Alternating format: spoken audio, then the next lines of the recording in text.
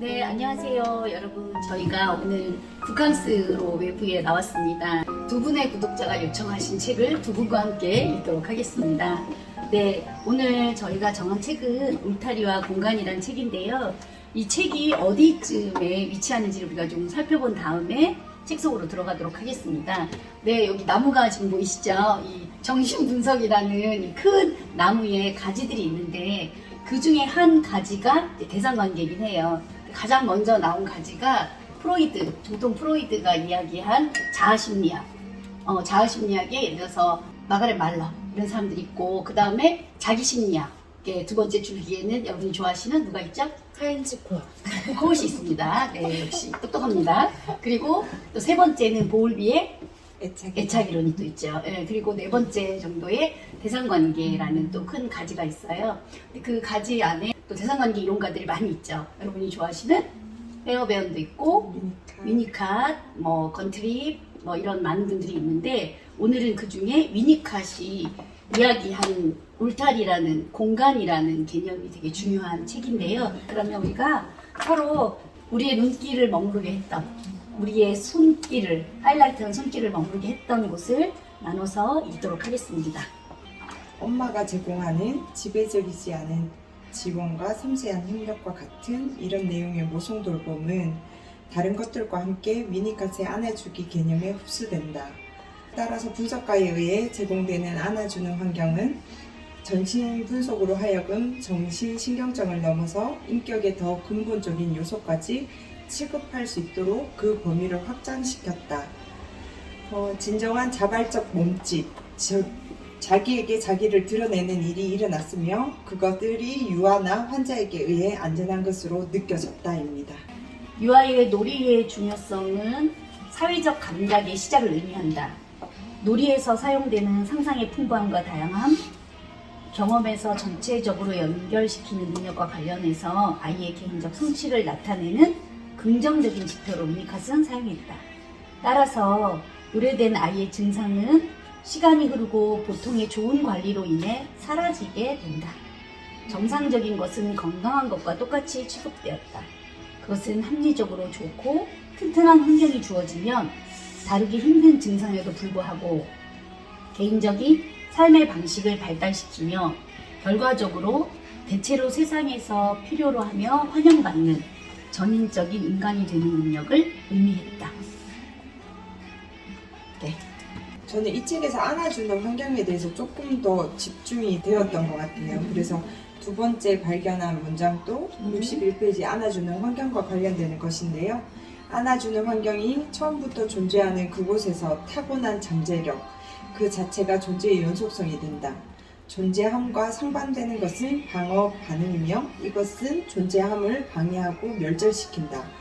존재함과 멸절이 이 두 가지는 서로 상반되는 것이며 그러므로 안아주는 환경의 기본적인 기능은 유아가 방어적으로 반응할 수밖에 없고 결과적으로 개인적인 존재를 멸절시키는 침범을 최소한으로 감소시키는 것이다.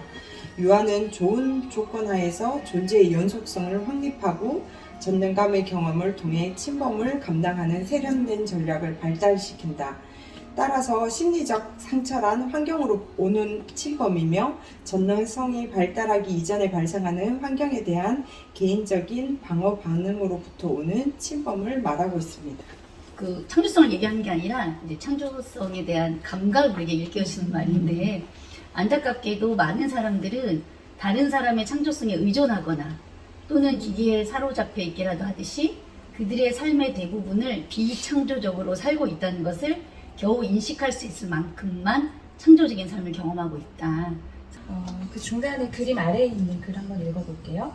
위니캇의 이론에 따르면 내적 실제와 공유된 현실이라는 용어가 의미 있게 통합된 자기가 존재하기 전까지는 자기 통제라든가 내적 울타리에 대해 이야기하는 것은 불가능하다. 그러므로 근본적인 울타리는 나와 나 아닌 것 사이의 제한막이다. 근본적인 공간이 울타리 안에 있는 장소이며 거기에서 성숙 과정에 따라 자연적인 흐름을 따라 성장이 일어나고 그리고 거기에서 자기와 내적 정신 실제가 존재하기 시작한다. 통합이 성취될 때까지 아버지는 엄마와 유아를 보호하는 테두리를 그들 주변에 제공하며 그 바깥에 사회가 배치됨으로써 통합이 일어날 수 있게 된다. 건강한 경우 나가 나 아닌 것에서 분리되어 감에 따라 엄마의 돌봄은 내면화되고 그 개인은 독립을 향한 길을 떠난다. 유니카시 말한 의존과 지배의 영역에서 한 파트인데요. 조금 깁니다. 모든 남성과 여성의 생애 첫 단계, 인식되기 이전에 모든 사람들에게는 엄마가 여자이다. 여자에 대한 절대적 의존이 인식되지 않은 채로 남아있는 한 모든 개인들, 남성이나 여성 모두 여자에 대한 어떤 두려움을 가지고 있다. 유아가 의존적 사실을 자각하게 되면 융합은 중단되고 자율성이 시작되기 때문에 적응에서 벗어나게 해주는 모성 기능이 중요해진다. 자라서 나올 때 셀프는 침범이 없도록 유지되어야 한다. 163 아래로 가면 남성과 여성은 그들 모두에게 있는 여성적 요소 때문에 여성에 대한 두려움을 그녀와의 동의시를 통해서 처리할 수 있는데 일반적으로 여성이 더 쉬운 거죠. 여성들은 그들 자신이 엄마가 될 수 있고 비록 엄마가 되지 않는다 하더라도 상상적 동일시를 잘 연기할 수 있죠. 그래서 따라서 여성은 인류와 융합하는 능력을 지니고 있는데 남성은 그 능력을 지니고 있지 않은 것 같다. 네, 왜냐하면 남성 안에는 그 특성상 어머니다움의 발달을 충분히 이룰 수 없기 때문에 혹은 또 그렇게 이룬다면 자기들의 본성에 대한 반대가 될 수 있기 때문에 그렇다는 거죠. 그래서 위니캇은 특히 남성에게 나타나는 의존 공포는 때로는 이제 여성에 대한 공포로 나타날 수가 있는데 그것이 항상 지배의 공포를 포함해서 그들에게 쉽게 인식되지 않는 형태로 나타난다고 본 거예요. 그래서 우리가 독재자의 심리를 연구해 보면 무엇보다도 독재자는 자신의 인격 내부의 투쟁에서 무의식적으로 여성의 지배를 두려워하기 때문에 그녀를 에워싸고 위해주고 전적인 복종과 사랑을 요구함으로써 그녀를 통제하려고 한다는 것을 발견한다. 실제 상담에서 남성들이 여성을 통제하면서 동시에 사랑할 수 있다고 믿는 그런 사례들이 저는 이걸 읽으면서 더 정리가 됐던 것 같아요. 네, 좋습니다. 그럼 저희가 어느 정도 나눴는데 네, 위니캇이 저는 탁월한 거는 우리가 엄마들이 아이를 잘 키우기 위해서 모성적인 기술, 돌봄을 뭔가를 자꾸 행해야 된다고 생각하고 실제로 유아교육의 책들을 보면 그 정상 범위 안에서 좀 벗어난 이상 행동들에 대해서 미리 예견해 두고 아이들이 혹시 거기에 해당될까봐 엄마들이 그렇게 하지 않기 위해서는 무엇을 해야 된다. 이런 뭘 더 하면 아이들이 그렇게 되지 않는다. 약간 이런 포커스가 있는 게 좀 마음이 아팠어요. 근데 위니캇은 계속적으로 환경의 중요성을 많이 얘기하잖아요. 그러니까 심리적인 환경과 실제 환경을 크게 분리하지 않았다는 것 같아요. 왜냐하면 환경이 침범적인데 심리를 안전할 수 없고 그래서 그런 환경의 중요성을 굉장히 위니캇이 다시 잘 살려냈고 그거를 이제 모성적 돌봄이라는 이야기를 했는데 그냥 엄마로서 주는 그런 환경적인 것이 굉장히 자연스러운 것 정도만 돼도 충분히 좋은 거, 이만하면 괜찮은 거라는 거로 인해서 사실 엄마의 존재가 아이들에게 얼마나 중요한지를 다시 이렇게 확인시켜 준 것 같아서 너무 이제 반가웠고 안아주는 거랑 다루는 거랑 뭐가 다르지? 비슷하잖아요, 그쵸? 근데 왠지 안아주기는 조금 더 그 존재 자체만으로 인정받는 느낌이 저는 더 있는 것 같아요. 그쵸. 그리고 다뤄주는 거, 신체를 다뤄주는 거는 비슷한데 일단 안아주는 거는 뭔가 이렇게 내가 엄마하고 안기는 거잖아. 아까 그 그림 동그라미 네. 나와 엄마, 아이, 위니캇은 아이는 따로 존재하지 않는다. 엄마랑 같이 존재한다 그랬잖아요.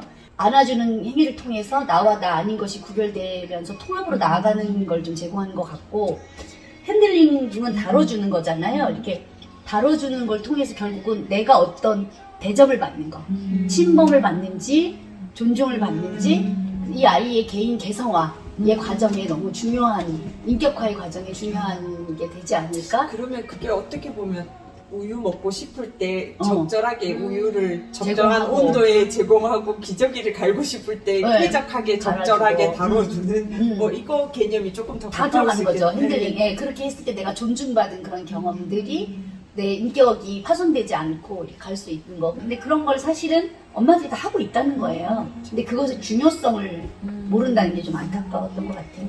네, 그래서 헌신적인 보통의 엄마. 네, 그래서 그거가 되게 위로가 됐던 것 같고, 좀 뒤에 자세히 이제 보면 이제 그 울타리에 깨어진 울타리, 억압적 울타리, 울타리 없는 공간 이런 이야기들이 사실 위니캇이 우리에게 주는 굉장히 중요한 감각인 것 같아요. 네. 네. 어쨌든 이 책은 꾸준히 상담 과정에서 다시 한 번씩 내가 읽어보면서 저를 리마인드 시켜주는 것 같고, 요거 하나만 더 짧은 글이긴 한데, 위니캇스러운 색깔을 잘 드러내는 말 같아서 13페이지 보면, 위니캇의 이론은 창조적으로 사는 것이 건강한 상태라는 믿음을 포함하고 있다는 거, 그렇기 때문에 수능은 병든 삶의 기초가 된다는 거, 이게 저는 핵심적인 것 같아요. 그래서 수능을 자기에 대한 성실성을 잃어버린 것이라고 이야기를 했어요. 그래서 위니캇은 그 아이들의 놀이로 들어가서 그 놀이나 아이의 반사회적인 행동, 공격성이 나에게서 어떻게 경험되어지고 있는가, 그걸 굉장히 중시했기 때문에 상대를 침범하지 않았던 것 같아. 저는 그 울타리와 관련돼서 결국엔 안전한 울타리의 존재를 확인한 사람이 전진할 수 있다는 얘기랑 좀 연결이 됐던 것 같아요. 결국엔 아이들도 엄마가 애착이 잘 되면 탐험을 하기 시작하잖아요. 그것처럼 울타리가 안전하다라고 느끼는. 네. 그렇죠. 던질 수 있죠, 자기를. 네네. 그래서 놀이 안에서 자기가 신이 되어보는 경험이 중요한 그래서 거죠. 울타리를 보면서 좀 그 생각과도 연결이 돼서 좋았던 것 같아요. 네. 저도 사실 이 책이 제목에서 굉장히 저를 많이 끌었던 것 같은데 뭔가 자율성을 가질 수 있는 그런 의미도 가지고 있고 그렇지만 안전한 의미도 함께 가지고 있는 제목이어서 그렇죠. 안전한 공간 안에서 그 공간이라는 것은 네가 마음껏 뛰어놀 수 있는 곳도 있단다라는 네, 그런 개념인 것 같아서 제목이 정말 마음에 들었고 네. 그렇다면 그걸 우리는 어떻게 함께 해줄 수 있을까를 이 안에 너무 가득 담고 있어서 네. 굉장히 의미 있었습니다. 네, 감사하게도 이렇게 책을 읽으면서 놀 수 있는 그런 동지들이 저는 있는 것 같아서 너무 행복했고요.